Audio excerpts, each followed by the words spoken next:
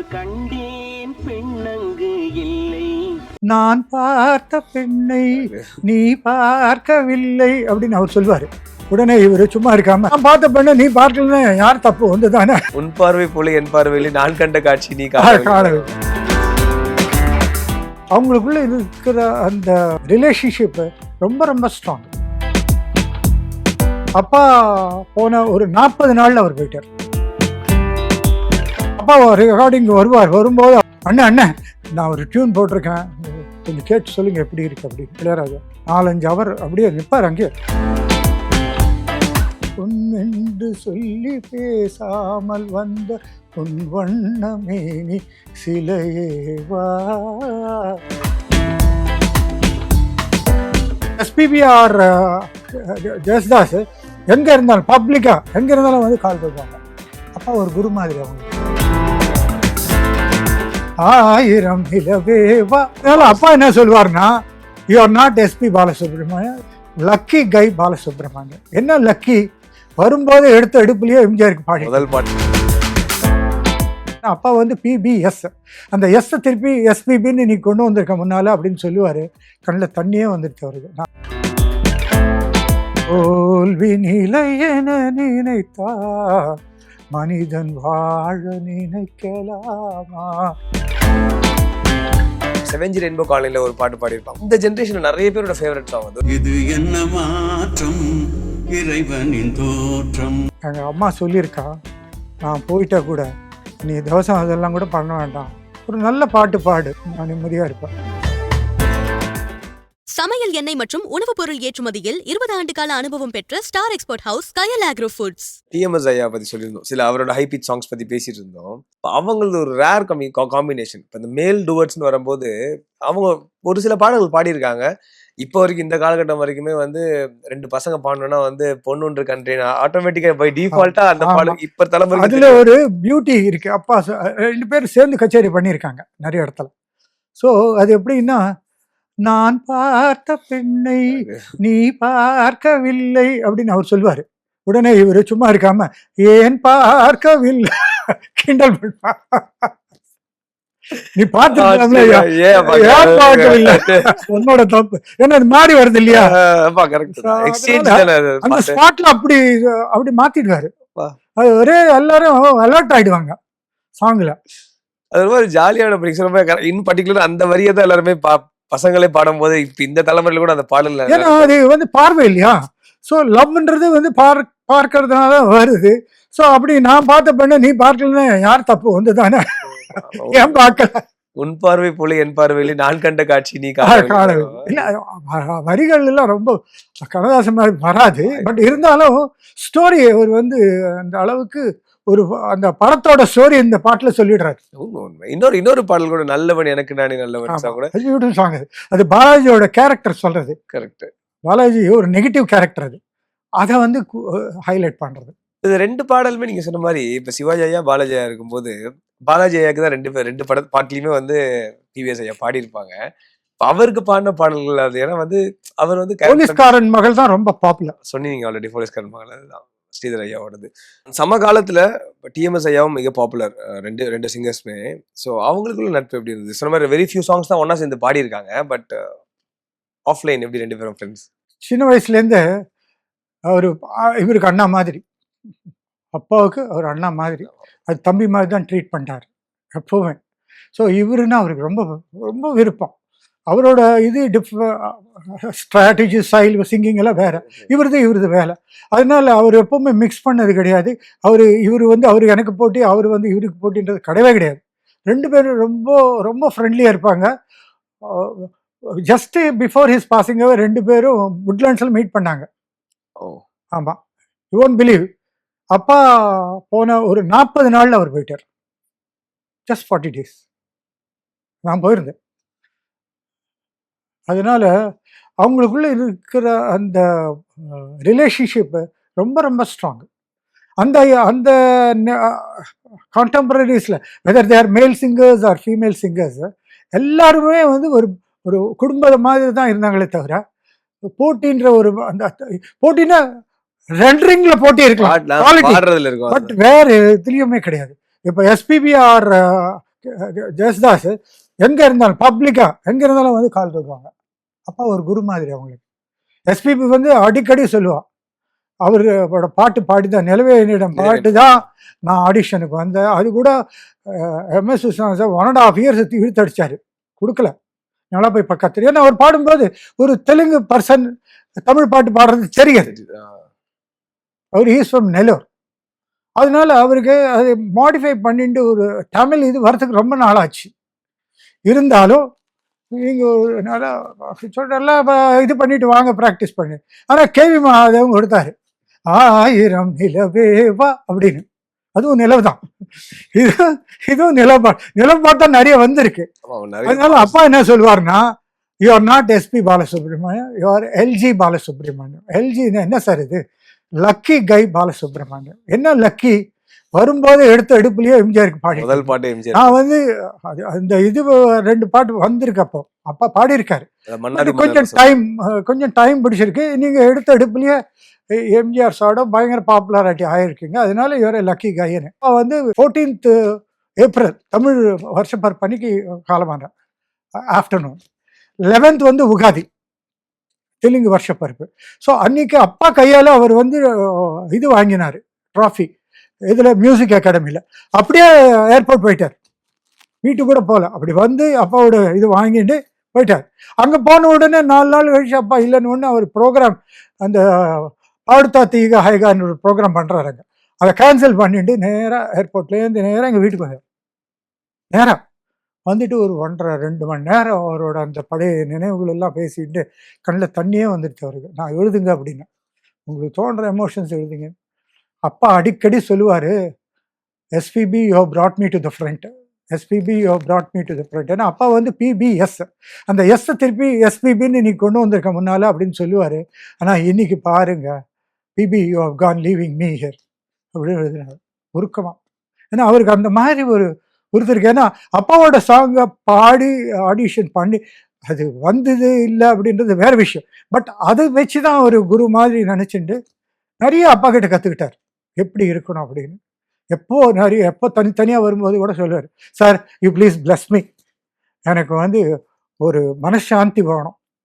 எல்லாம் இருக்கு, ஆனால் மனசாந்தி இல்லை. அதனால எனக்கு பூர்ணமாக மனசாந்தி இருக்கணும் அப்படின்ற மாதிரி நீங்கள் பிளஸ் உங்கள் நல்ல மனசு நீங்கள் அந்த மாதிரி பிளஸ் பண்ணீங்கன்னா எல்லாம் நல்லா நடக்கும். அப்படி அதே மாதிரி நான் ஃபோட்டோஸ்லாம் கூட பார்த்துருக்கேன். இல்லை அப்போ மொத்தமாக கொடுப்பாரு அவர். அதான் அவர் சின்ன பையன் மாதிரி. அப்பா என்னோட ஒரு 5-6 வயசு பெரியவர்.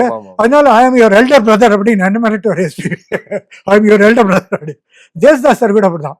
70கள் வந்து அதுக்கப்புறமா 80ல் மிக முக்கியமான ஒரு பாடல் வந்து தோல்வி நிலையென நினைத்தா மனிதன் வாழ நினைக்கலாமா. அது வந்து எந்த அளவுக்கு ஒரு ஃபோர்ஸ்ஃபுல் சாங்குனா, இப்படி இருக்கிறவங்களெல்லாம் ஒரு மாதிரி புல்லரிக்க வச்சு நிற்க வச்சு, அந்த செந்தில் அங்கே இருக்கும்போது நம்மளுக்கு கண்ணில் தண்ணி வரும். செந்தில் என்ன மாதிரி ஒரு கேரக்டர் அதில் ஜெய்சங்கருக்கு அந்த மாதிரி ஒரு மோட்டிவேஷன் சாங். அந்த படம் வந்து உருவானது வந்து முழுக்க முழுக்க ஃபிலிம் இன்ஸ்டிடியூட்ல இருக்க ஸ்டூடெண்ட்ஸ், அதாவது அபாவானன் அவர்கள், அரவிந்த் ராஜ் அவர்கள். அபாவானன் அப்பா உயிர். அபாவானன் இன்னொரு படம் கூட எடுத்திருந்தாரு, அதில் அப்பா வருவார். ஏன்னா அந்த ஹீரோயின் வந்து அப்பாவோட ஃபேனு பாட்டுக்கு. ஸோ அப்பாவோட பாட்டா பாட சொல்லி ஃபோனில் பேசி அப்பாவை காமிக்கிறார். அவ்வளோதான். அதனால பார்த்தீங்கன்னா ஒரு யங்ஸ்டர்ஸ் பார்த்தா PBSஐ யூஸ் பண்ணியிருப்பாங்க அதில் அந்த ஒரு பாடலுக்கு மட்டும் அப்படின்னு. ஆமாம், எனக்கு தெரிஞ்சு அதுக்கப்புறம் ரொம்ப காலத்துக்கு அப்புறமா செவெஞ்சி ரெயின்போ காலனியில் ஒரு பாட்டு பாடியிருப்பாங்க, ஒரு சின்ன ஒரு 30 seconds. அந்த இது என்ன மாற்றம், அது இந்த ஜென்ரேஷன்ல நிறைய பேரோட ஃபேவரட் சாங். அது ஒரு சின்ன பிட் சாங், ஒரு 30 செகண்ட்ல இருந்து எனக்கே ரொம்ப பிடிச்ச, பர்சனலா ரொம்ப பிடிச்ச பாட்டு அது. அந்த குரல் வந்து ரொம்ப தெய்வீகமான ஒரு குரலா இருக்கும் அந்த காதல் பாட்டுக்கு. இளையராஜா கூட அதே மாதிரி தான் ஒரே ஒரு சாங் தான் பண்ணி கொடுத்துருக்காரு. பட் அது ரொம்ப பவர்ஃபுல் சாங். அது சிவகுமார் சாருக்காக. ஆமா, சிவகுமார் சார் பண்ணது இல்லைங்களா? அது சிவகுமாருக்கு அப்பவே பாடியிருக்காரு நிறையா. இது வந்து கடைசி படம் இளையராஜா சாருக்காக பண்ணதுன்னு சொல்லிட்டு. அவருக்கும் அந்த பாண்டிங் ஏதாவது இருந்திருக்கா அவங்களுக்கு, இளையராஜா சாருக்கும் PBS ஐயாக்கும்? இல்லை, அவர் வந்து ஒரு சின்ன பிள்ளை மாதிரி அப்பாவுக்கு. ஏன்னா இவங்க பாடுற காலத்தில் அவங்க அசிஸ்ட் பண்ணியிருக்காங்க, வெங்கடேஷ் சாருக்குலாம், MSV ஐயாக்கெல்லாம் வந்து வாசிச்சிருக்காங்க. அதான் நான் சொல்ல வந்தேன். அப்பா வந்து ரொம்ப ரொம்ப சீனியர். இவங்கெல்லாம் பிறக்காத்துக்கு முன்னாலேயே அப்பா பாடகராக இருந்திருக்காரு 52ல். ரொம்ப சீனியர், நிறைய ஆர்டிஸ்டுக்கே அவர் சீனியர். ஸோ அதனால அப்பா ரெக்கார்டிங் போகும்போது இவர் வந்து டியூன் ஏதாவது போடுவார், போட்டுட்டு மரத்தடியில் இருப்பார். ஏன்னா அப்போதைக்கு is not recognised, is nobody there. So அப்பா ரெக்கார்டிங் வரும்போது அப்படியே பார்ப்பார், அண்ணன் அண்ணன் நான் ஒரு டியூன் போட்டிருக்கேன், கொஞ்சம் கேட்டு சொல்லுங்கள் எப்படி இருக்கு அப்படின்னு. இளையராஜா ரெக்கார்டிங் போயின்னு இருக்கேன் அப்படின்னு முடிச்சுட்டு வாங்க நான் வெயிட் பண்ணுறேன் அப்படி. 4-5 ஹவர் அப்படியே நிற்பார் அங்கேயே. அப்பா கேட்டு பார்த்து ஓகே, கரெக்ஷன் ஏதாவது இருந்தால் அதை சொல்லி கொடுத்தா சரி ஓகே. அந்த மாதிரி ஒரு குருஸ்தானில் தான் பாரு. அதுக்கப்புறம் அவருக்கு பேர் புகழ் எல்லாம் நிறைய வந்திருக்கலாம், அதனால வந்த ப்ராப்ளம்ஸ் எல்லாம் கூட வந்திருக்கலாம். அதை பற்றி அப்பா கவலைப்பட்டது கிடையாது. அவர் மாதிரி ஒரு மிருதுவான சுபாவம் பார்க்க முடியாது. அவர் கோபம் வந்ததுன்னா, கோபம் வரவே வராது, ஒருவேளை வந்ததுன்னா மௌனமாக இருப்பார், பேச மாட்டார். அப்படின்னா அவர் கோபம் வந்திருக்குன்னு நாம் தெரிஞ்சுக்கணும். அதுதான் அப்பாவுக்கு வந்து கன்னடத்தில் ஒரு பாட்டு ரெக்கார்ட் ஆகிருக்கு, அது தெலுங்குல வந்து இவர் எஸ்பிபி பாடி இருக்காரு. அதுக்கு வந்து அப்பாவுக்கு நேஷனல் அவார்டு வந்தது இந்த பாட்டு கன்னடத்தில். ஆமாம், அந்த நேரத்தில் ஷூட் பண்ணும்போது எங்கள் பாட்டி இறந்துட்டான். அந்த நியூஸ் அப்பாவுக்கு அப்புறம் தான் சொன்னாங்க, ரெக்கார்ட் பண்ணும்போது சொல்லலை, அப்புறம் சொன்னான். ஆனால் கமிட்மெண்ட்டு, அந்த ரெக்கார்டிங் முடிச்சுட்டு வந்தார். அப்போ என்ன ஏன் இந்த மாதிரி பண்ணுற நீங்கள், இது ஜிகே வெங்கடேஷ் தான் நினைக்கிறேன், முன்னாலே சொல்லியிருக்கலாம் இல்லையா, நான் கட் பண்ணி நாளைக்கு கூட அப்படி பார்த்துக்கலாம். எங்கள் அம்மா சொல்லியிருக்கா, நான் போயிட்டா கூட நீ தவசம் அதெல்லாம் கூட பண்ண வேண்டாம், ஒரு நல்ல பாட்டு பாடு, அழகான பாட்டு பாடு, நான் நிம்மதியாக இருப்பேன் அப்படின்னு பாட்டி சொல்லி. அப்பான்னா அவ்வளோ உசுறு, ஏன்னா இவர் பெரிய பிள்ளை. எங்கள் தாத்தா சின்ன வயசில் இறந்துட்டார். எங்கள் அப்பாவுக்கு 26 வயசு எங்கள் தாத்தா இறந்தபோது. அதுக்கப்புறம் தம்பி 2 தங்க, இவங்க 2 பேர் கல்யாணம் அப்பா பண்ணியிருக்காரு. ஏகப்பட்ட சுமை தாங்கினா நிஜமாகவே எங்கள் அப்பா தான். ஆனால் அது நான் தாங்கினேன்னு எப்போவுமே சொல்லிக்கிறது கிடையாது, எங்கேயும் சொல்லிக்கிறது கிடையாது. அந்த அளவுக்கு இப்போது அப்பாஸ்பரியில் கல்யாணம் பண்ணார் 2வது அத்தை, எல்லா சினிமா ஃபுல்லாக வந்திருந்தாங்க. அப்பா ஒரு பாடகர் தான், ஆக்டர் இல்லை, ஆனால் எல்லா ஆக்டரும் எல்லா சிங்கரும் எல்லாம் வந்திருந்தாங்க. காரணம் அந்த அளவு, அந்த பீக் 66ல் he was in the peak with everybody. Sivaji MGR 2 பேர் சேர்ந்து வந்திருக்கேன்னா பார்த்துங்களா. சொன்னீங்களே அட்டப்படமும் கன்னடத்தில் ராஜ்குமார் வந்தார், இல்லை எல்லா ஃபீல்டு எல்லா லாங்குவேஜும் வந்தாங்க. அதனால அவருக்கு வந்து இயல்புல அப்பா ரொம்ப மென்மையான ஒருத்தரா, ஏன்னா பாடல்கள் நம்ம கேட்டுட்டு அந்த மெலடிஸ் நிறைய கேட்டுட்டு, இயல்புல எப்படி அப்பா ரொம்ப மென்மையானவரா பழகத்துக்கு? ரொம்ப ரொம்ப. அம்மா இந்த அளவுக்கு சப்போர்ட்டிவா இருந்திருக்காங்க அப்பாவோட கெரியர் பொறுத்த வரைக்கும்? அப்பா என்ன சொல்லுவார்னா, அம்மா இல்லைன்னா நான் இல்லைடா, பட் ஃபார் ஹர் நான் இந்த அளவுக்கு என்னோட ப்ரொஃபஷன் மேலே கான்சென்ட்ரேட் பண்ணியிருக்க முடியாது அப்படின்னு ஓப்பனாக ஒத்துப்பார். உங்கள் அம்மானால தான் நான் இப்படி இருக்கேன், அக்னாலேஜ் பண்ணுவார். ஏன்னா அம்மானா ரொம்ப பிடிக்கும் அப்பாவுக்கு. லவ் அட் ஃபர்ஸ்ட் சைட் மாதிரி எங்கள் அப்பா. லவ் மேரேஜா? லவ் மேரேஜ் கிடையாது, அந்த காலத்துல ஏது லவ் மேரேஜ். அவரது எப்படின்னா, அப்பா வந்து 21 வயசு, அம்மாவுக்கு 19 வயசு. திருப்பதியில இருந்தாங்க அப்போ அம்மா சைடு. ஸோ எங்கள் பாட்டி, எங்கள் தாத்தா, எங்கள் அப்பா ஃபோட்டோ ஏதோ அனுப்பிச்சிருக்காங்க. அது அம்மா சின்ன வயசு ஃபோட்டோ அனுப்பிச்சிருக்காங்க, ரெகுலர் ஃபோட்டோ இல்லை. அம்மாவை பார்த்த உடனே அப்பாவுக்கு ரொம்ப பிடிச்சி போச்சு. அதுக்கப்புறம் இன்னொரு யாரோ ஒரு பொண்ணை பார்த்துருக்கான் பாட்டியெல்லாம் இவர். ஸோ தாத்தா கேட்டாராம், என்னடா உன்னோட விருப்பம், எந்த பொண்ணை கட்டிக்கிறேன்னு. அப்பா என்னோட இஷ்டமாக இருந்தால் அந்த திருப்பதி பொண்ணு, அப்படி இல்லைன்னா நீங்கள் எந்த பொண்ணை சொன்னாலும் எனக்கு ஒரு கவலையும் இல்லை அப்படின்ட்டாராம். அந்த மாதிரி அவர் கிளியராக எக்ஸ்பிரஸ் பண்ண முடியும். எப்படி சொல்லுவார்னா, உங்கள் அம்மாவை பார்த்த உடனே இவ்வளோ தான் கல்யாணம் பண்ணிக்கணும், இதுதான் எனக்கு பொருத்தமானவள் அப்படின்றது எனக்கு மனசில் தோணிடுது. அப்படியே அவள் இருக்கா கூடிய. அவங்க வந்து இப்போ 1930 அப்பா பிறந்தது, அம்மா வந்து 1932. அவங்களுக்கு கல்யாணம் ஆகுது 50, நான் பிறந்தது 52. ஸோ 30 to 50 அது என்ன ஒரு 20 இயர்ஸ் அவங்களுக்கு. 50லேருந்து 84 இயர்ஸ். அப்போ வந்து 20 இயர்ஸ், அப்போ 84 years, 50 years plus they had their marital life.